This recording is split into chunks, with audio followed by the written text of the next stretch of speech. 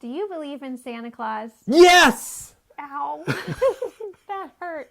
I was asking them. But I do believe in Santa because he's nice. a big fat guy and he lives in the North Pole and he gets in a sleigh that has reindeer that fly. They go around to all the houses of all the good boys and the elf girls. and girls, yes, and boys and girls. And the elf on the shelf says who gets coal and who gets in Santa. He shrinks down to the size of an ant and goes in the chimney.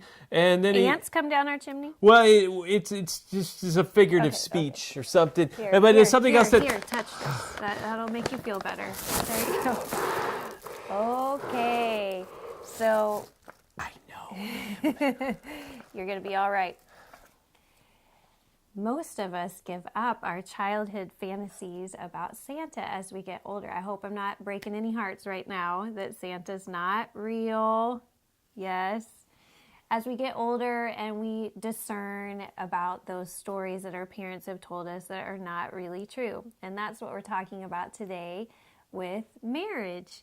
Discerning our childhood fairy tales from the real adult world of the reality of marriage. We like to refer to it as marriage expectation incongruence. Because he likes to use big words.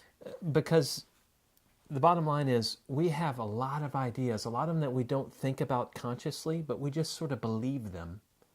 And they're not congruent with reality. Of marriage. And then when we get married and we don't really consciously think, hey, you're not doing this, because of course, hey, you're not turning into an ant and coming down the chimney and delivering presents. What's wrong with you? That would be ridiculous. But we're angry because that actually didn't happen or something like it didn't happen. Okay, so one of them, we expect marriage to heal all of our brokenness as if two broken people just magically make one whole. And Julie shared going to counseling last video that we did, and she did not go to a counselor who was emotionally broken. She went to a counselor that was a mature person that had skills and experience to help her. But in marriage, a lot of people think, oh, those two broken people are just going to come together and everything's going to be good. If you're broken, welcome to the party. But don't expect that right person. Julie can't fix me and I can't fix her. God uses us in bringing healing over time. Yeah. But it ain't no magic. Very much. It ain't no Santa magic. Hey, we didn't say that there's a link to these on... Yeah, check out the link below. We'll actually go to that particular post that we're drawing these from. Where there's more of these sayings. We expect our partner to love us at our worst while we expect to enjoy them at their best. Absolutely, because they love us that much and because you're worth it. I am worth it. Yes, ma'am. Yeah, babe. We expect the right partner will complete us as if completion were just one relationship away. I love that bad expectation. I tell people, yes, marriage will complete you over time. It is not a long time. Yeah, it's not a I do. Complete. That'd be nice. Just like it would be nice if there was really a Santa. Yes. I think that would be nice. Coming down the chimney. Just we expect marriage to end our loneliness as if feeling lonely were the result of being single instead of just being human. That is huge.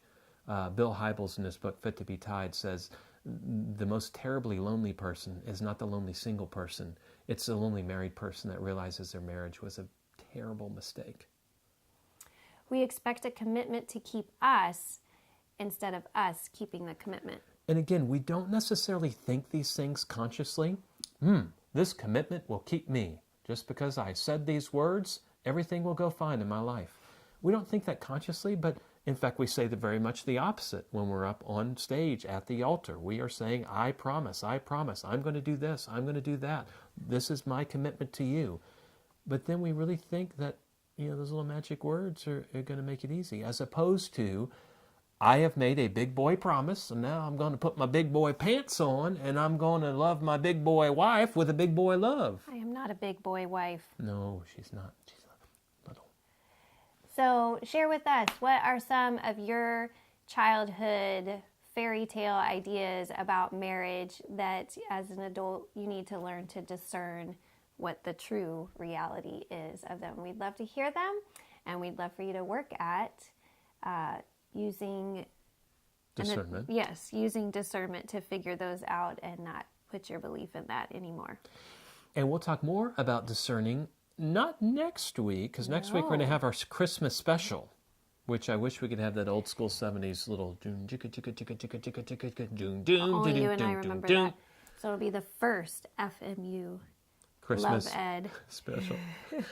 Maybe even the last, the first, the and last. Join us next week on Love Ed with Julie and MJ.